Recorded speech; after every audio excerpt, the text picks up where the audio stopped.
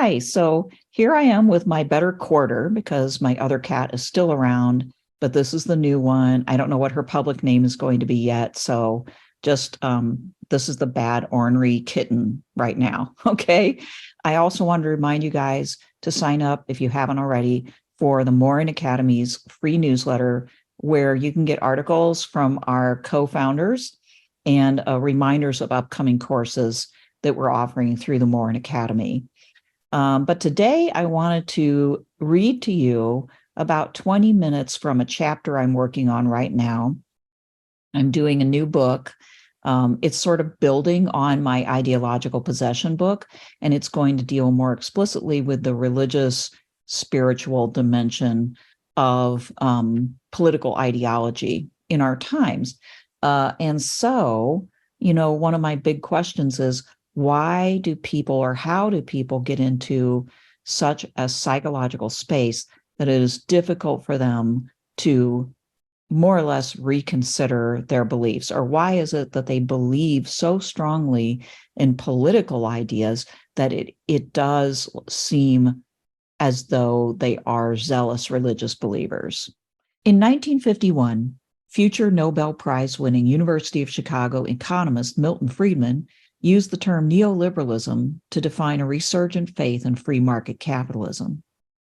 He was aware that the Great Depression and FDR's New Deal programs had led Americans to lose their trust in laissez-faire economics and to believe that business was in need of a strong government to regulate it, control it, to employ people when necessary, and to support certain enterprises like farming with subsidies. The result of the FDR work programs, as we know today, was an incredible amount of public infrastructure that helped the American economy grow, but is now 90 years old and crumbling. In 1951, people were just beginning to reap the benefits of all those public works, and many of them could directly thank them for their family survival during the Great Depression. There was still a great deal of fear driven by the experience of the Depression and World War II. But this fear stood alongside a growing optimism born of surging prosperity, the Cleaver years. Because this had to do with people's past and future, their vision of what life was and what it could become, Milton Friedman knew he was dealing with feelings, not just facts. This is why he adopted explicitly religious language in his early writing on neoliberalism, instead of just sticking to the facts. He spoke of Americans who appreciated the New Deal programs as adopting a faith in collectivism. In the midst of the Cold War, Friedman could see a way to turn their feelings and break them away from their supposed false religion. So he painted social welfare programs and regulations on business with the same broad brush as the hated Soviet communism. Repeatedly speaking in terms of beliefs and faith, Friedman notably promoted himself as a kind of prophet. Collectivism, he intimated, was a misguided religious belief, while individualism and neoliberalism were the real deal. In his own words, quote, "Until a few years ago, there was a widespread, if naive, faith among even the intellectual classes that nationalization would replace production for profit with production for use, whatever these catchwords may mean, that centralized planning would replace unplanned chaos with efficient coordination, that it was only necessary to give the state more power in order to solve the supposed paradox of poverty in the midst of plenty, and to prevent the selfish interests from exploiting the working masses, and that because socialists favored peace and international amity, socialism would in some unspecified way further these goals. The experience of the last few years has shaken, if not shattered, these naive beliefs." He added, "We have a new faith to offer. It behooves us to make it clear to one and all what that faith is." Friedman had found a formula for a mild form of strong-arming. Everyone wants to feel like they understand events. No one wants to be naive. This rhetorical strategy perhaps worked with a few of the people who happened upon what he wrote, but Friedman would have to wait work a lot harder to get traction with the wider public. Almost 30 years later, in 1980, PBS ran a documentary series hosted by Milton Friedman called Free to Choose. It followed the arguments of his book, Capitalism and Freedom, 1962. The series was a vehicle for its author and his faith in free market, and it marked the beginning of a stronger push using mass media to change the culture in the direction of neoliberal economics and politics. Friedman was one of our first mass market multimedia public intellectuals in the realm of economics. Unlike many academics, he was a fierce advocate for what he believed and had learned how to put himself forward in an appealing way to communicate effectively with the general public. The series, the culmination of 3 decades of effort in promoting the neoliberal ideology, covered the argument for why political liberty and economic freedom went together, how the free market worked to make production efficient, lower costs, and get goods and services to where they were needed. He explained how government regulations inhibited this natural ordering of the marketplace, and how politics, in effect, sullied the impersonal process with ulterior motives, like using lobbying and campaign contributions to get government regulation unfavorable to competition. Friedman explained that the prevailing theory about what caused the Great Depression was that it was a failure of capitalism to operate of its own accord. Many people, saved by the government programs in FDR's New Deal, became convinced that the government needed to be involved not just in the money supply, but also in continual regulation of the market, as well as welfare spending. Now, with extraordinary access to the attentive general public through a taxpayer-subsidized PBS program, Friedman could, in effect, reflect back on his predictions, proclaim them correct, and publicize them. He explained his theory that the 1929 stock market crash and the Great Depression were caused by the recently created Federal Reserve's decision to throttle the monetary system by not supplying the money that it had on hand to ease anxieties during a bank run. He argued that Keynesian-inspired welfare spending did not cure the problem of poverty, but created waste and bloated government bureaucracies. It hampered economic growth by taking money from productive elements in society and sidelining it in less productive outlets. What was needed, he argued, was an unfettered market instead, one that would encourage economic growth and the creation of new and higher-paying jobs. The free market would produce more equality among people than redistribution could, although Friedman argued it was not possible to guarantee equality of anything, but only opportunity. Some inequality was a necessary ingredient in dynamic and growing economies. Such an economy would lift everybody up, though at different levels. In the same series, Friedman got into education policy, arguing for parental choice in education and the use of vouchers for privately run schools instead of government-run schools. He argued against consumer protection laws. The market could better sort out which products were good for people and which were not, whereas government attempts at regulation always favored some and not others for political reasons. Unions and government laws protecting workers were also not necessary, he argued. Market competition for the best workers would automatically raise wages and benefits, as well as raise the pool of talented labor. In the last 2 episodes of his PBS series, Friedman argued against the U.S. Federal Reserve printing more money in order to stimulate the economy. Like other free market thinkers, such as Ludwig von Mises and Friedrich Hayek, Friedman was motivated by a certain kind of anti-conservative radicalism. This way of thinking about laissez-faire economics versus conservatism may seem counterintuitive, but that is only because at a certain point, Keynesians adopted the term liberal as their own, and U.S. conservatives dropped the term liberal to understand themselves. Thus, in the United States, conservative came to mean what in most other countries was liberal. Von Mises, a peer of Friedman and one of the leading lights of the neoliberal turn, explained in The Anti-Capitalist Mentality how antithetical his ideas were to true conservatism.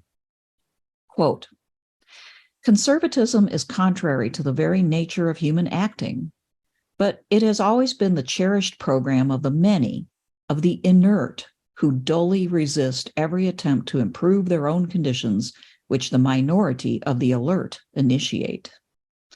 In employing the term reactionary, one mostly refers only to the aristocrats and priests who called their parties conservative. Yet the outstanding examples of the reactionary spirit were provided by other groups, by the guilds of artisans blocking entrance into their field to newcomers, by the farmers asking for tariff protection, subsidies, and parity prices, by the wage earners hostile to technological improvements and fostering feather bedding and similar practices, end quote. As Eugene McCarraher puts it, quote, lamenting that liberalism had been stolen and corrupted by Keynesian enthusiasts for activist government, Friedman continued to use the term because, in his view, conservatism was not a satisfactory alternative. Echoing von Mises, the belligerent Friedman maintained, just as the 19th century liberal was radical, so too must be his common heir, end quote. Given his rejection of the instinctive tendency of people towards stability and conservative ways of thinking and being, Friedman, perhaps more than anyone else, understood that the ultimate rhetorical trick would be to make people think that what is radicalism is actually conservative and traditional. Conversely, it would be a sea change to make them think that any longing for stability and control over their fate actually represented a destabilizing radical position. This revaluation of values was something Friedman was now in a position to accomplish. Friedman's message to the American public brought von Mises-style radicalism to them in a palatable format, with a strong dose of anti-communism. He communicated an emotion-infused conviction that America was winning the Cold War because her capitalist economic system did not stifle competition and creativity.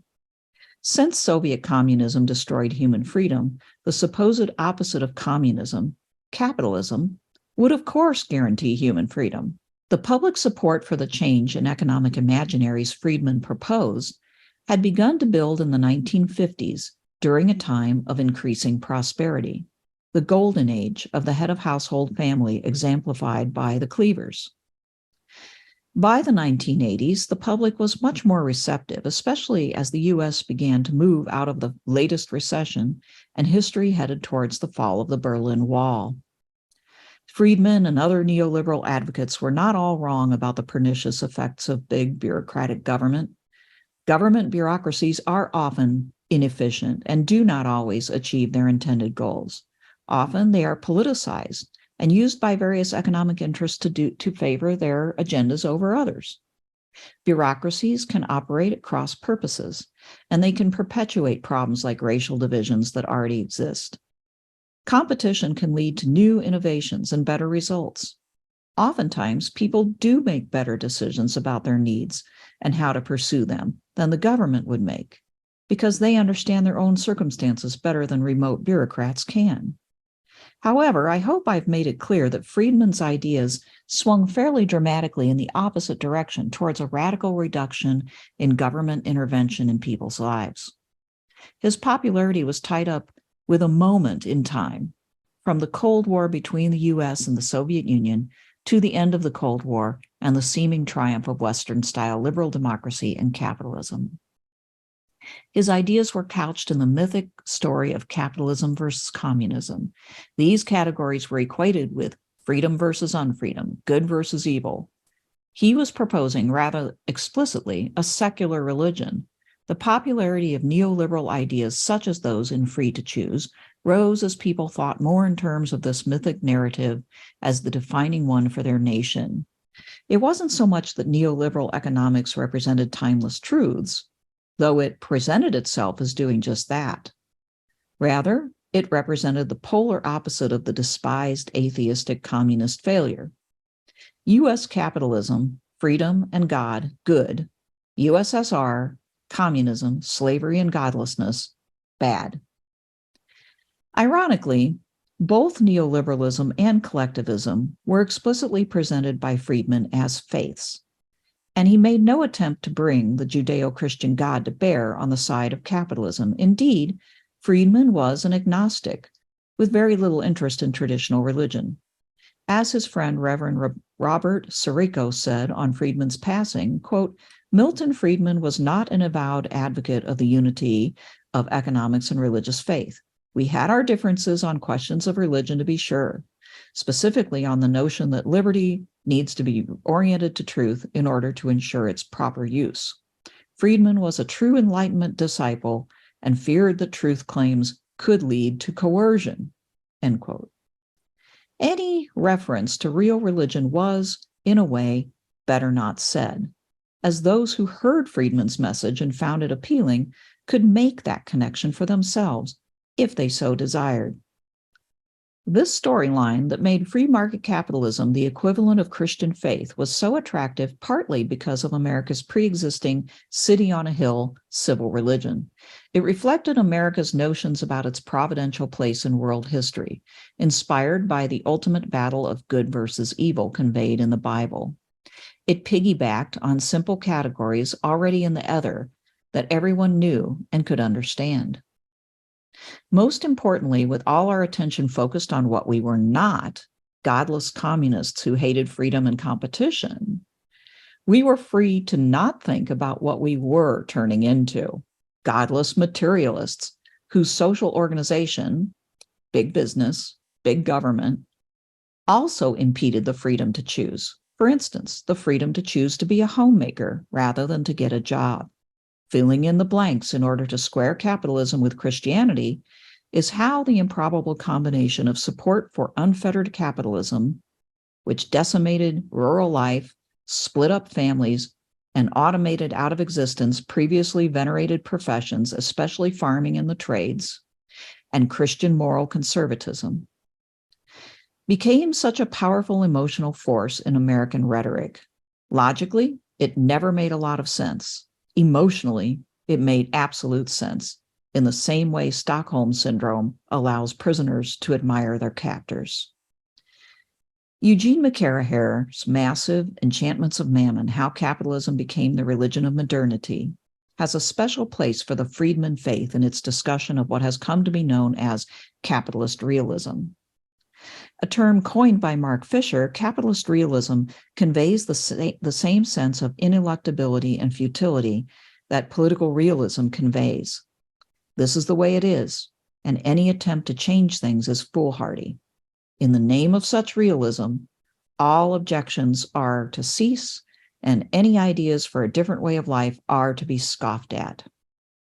Quote, conveyed in a flippant rhetoric of historical determinism, inexorable, irresistible, irreversible. These and other auguries of market predestination were volleys in what David Graeber has called a war on the imagination, a blitzkrieg against utopian speculation, a mission to sabotage the capacity to even dream of a world beyond capitalism. Any pain caused by the current system was to be suffered as preferable to the pain inflicted by trying to resist it. Therefore, all the precarity, dislocation, and humiliation caused by automation and globalization, all the loss of wealth caused by reduced real wages and benefits and increasing costs of retooling are just what is normal, and we can only do worse. As McCaraher puts it, these assaults on the livelihood and dignity of workers have just been justified as painful but necessary steps on the interminable road of progress, guided by infallible market forces to which we owe homage and genuflection. Friedman's theory made people feel smarter. His realistic view of human nature asserted that every human being is motivated by self-interest, and to think otherwise was simply to be naive. It valorized the tendency people already have to be selfish, to not want to help others. In fact, the message was, you'll help others most effectively by focusing single-mindedly on helping yourself. It also appealed by treating the market as an autonomous force whose logic was objective, and, if not unduly hindered, would act of its own accord to solve social problems as disparate as racism, poverty, poor education, and pollution. This meant that to solve our dilemmas, we only needed to concentrate on getting out of the market's way and seeking our own good. Perhaps most powerfully, Friedman's message appealed to those who wanted to be identified with good and not with evil. That is almost everyone. As Milton Friedman affirmed as far back as 1951, neoliberalism is a type of religion, or what Adam Costco called a political theology. He writes, "In the neoliberal worldview, we live in a world full of isolated individuals who yearn to express their freedom through participation in market competition. And the best thing to do to set that up is policies that effectively create a world full of isolated individuals who yearn to express their freedom through participation in market competition." From this perspective, neoliberalism is arguably the most coherent and self-reinforcing political theology ever devised. Neoliberalism affirms that everyone is free to choose, morally free, and have only themselves to blame if they make a choice that is bad for their bottom line, destructive to themselves or others, or harmful to the environment. Smart people will make smart choices that are in their long-term self-interest. And if we all did this, we would have a good society. I hope you've enjoyed this reading of a part of my chapter on ideological strong-arming. The book should come out next year,